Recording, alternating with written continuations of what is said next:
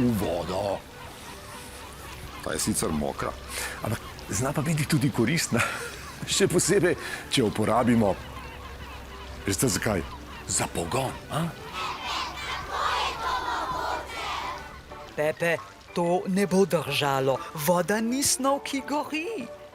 Tokrat pretiravaš malo, vodnega pogona ni. Foxner, a greš se staviti? Dobra ideja. Potrebujem le košček stiroporja, plastični kozarček, slamico, škarje in žepni nožiček. Najprej izrežem zašiljeni del ladijskega trupa. Tole. Tole ladji je podobno le za silo, ti povem.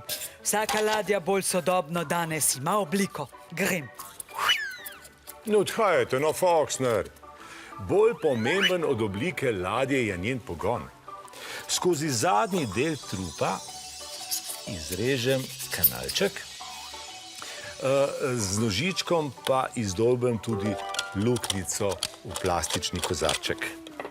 Ladja s toliko navrtenimi luknjami bo v hipu potonila. Ne pa ne.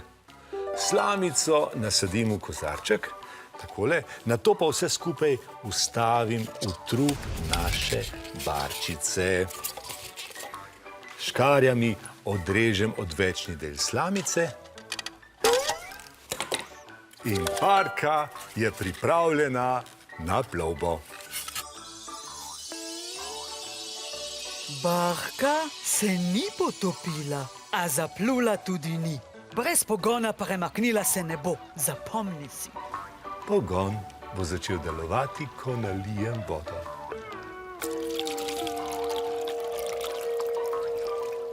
In že se premika.